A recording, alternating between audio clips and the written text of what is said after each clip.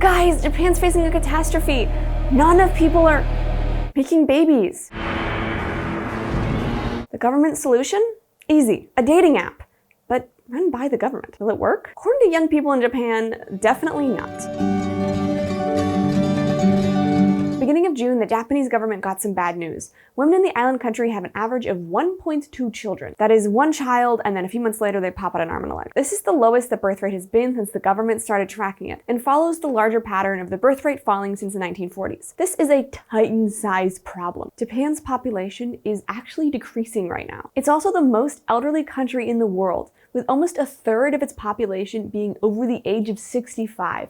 And 1 in 10 people in Japan being 80 years old or older. So it's basically like Florida, everywhere you go, except more vending machines. Combine that with a culture where younger family members are supposed to take care of their elders, and you've got the Prime Minister calling the lack of babies one of the most important problems he's tackling. If nuclear bombs inspired Godzilla, I'm excited to see what kind of weird infertility demon movies this spawns. So what is the Japanese government's plan to overcome this calamity? Tinder, but owned by the government.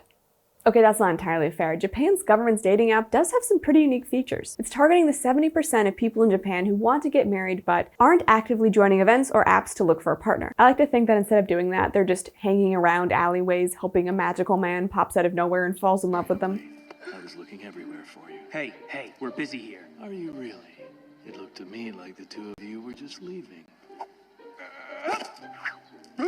The security is crazy on this thing, which is a good thing. I mean, in America alone, romance scams cost people $547 million in 2023. Users will have to provide their ID, income, level of education, and proof that they aren't already married, lest they get interviewed on top of having to apply to even be allowed to join the app in the first place. My goodness, if the government makes people jump through that many hoops just to go on a date, imagine what they must ask for when you want to join the military. Of course, there's another reason for all the requirements. The Japanese government wants to make sure people are here to make babies. The website makes this very apparent with its subtle hints that the last step to using the app is marriage. I also love the tone that Google Translate gave to the section on the steps to using the app. If you meet and find that you like each other, you will start dating as friends. But will knowing that their date has been interrogated by a minimum wage government worker over Zoom fix Japan's population crisis? Need to understand the concept of tatemae and honne. And the way that it's interpreted is they're supposed to, what the hell? What's going on here? I mean, honestly, I don't hate the idea of the app. People all over, okay. I'm so hungry. Note to self, never do this hungry. It doesn't go well. People all over the world are looking for connections, and I think providing people with a place where they can meet potential partners safely and not get murdered isn't the worst idea ever, if you want to involve the government in your love life. But I don't think this will work, and neither do people from Japan. There are already dating apps in Japan, including ones that are for people wanting serious relationships, and ones that require users to authenticate themselves. Pairs it's very strict. You have to show your ID, put it on there to the organizer. Pictures are not supposed to be fake. So yeah, their security is pretty good. And if you do want the government involved in finding you a partner, there are already lots of programs in Japan that let you do that. Just one example is that the government has been holding speed dating events since at least 2016, complete with a marriage promotion committee to help people along if they can't think about things to talk about.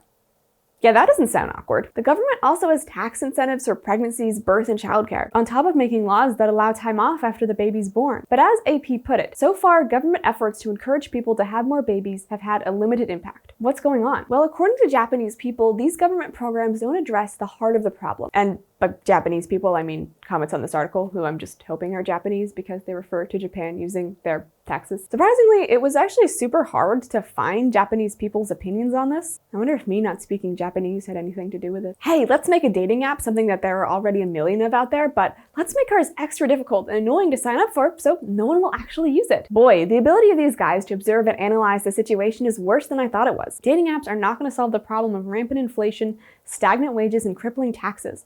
The reason people are not having babies is simply because they cannot afford to. There does seem to be some truth to that. According to The Atlantic, Japan is a society that still holds strongly to traditional gender roles. Men are the providers for their families, or at least that's the mindset they go into marriage with. So you don't want to get married until you feel financially stable. The Japanese economy is shrinking, wages aren't keeping up with inflation, and 40% of men work in temporary jobs. Also, from the sound of it, They're just working too much, and that's literally making them too tired to bother with starting families. In Japan, a quarter of workers do 80 hours of overtime every month. Also, to make that even worse, it's often not paid as overtime, so that's fun. And most workers only take 9 days off a year.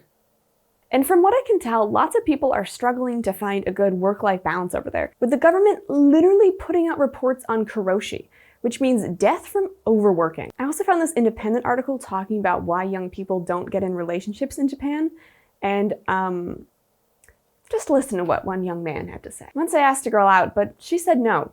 That traumatized me. There are a lot of men like me who find women scary. We are afraid of being rejected, so we spend time doing hobbies like animation. I hate myself. There is nothing I can do about it. Aw, buddy. You can change. I believe in you. Get out there and find yourself a woman that's also really into anime. Trust me, they exist.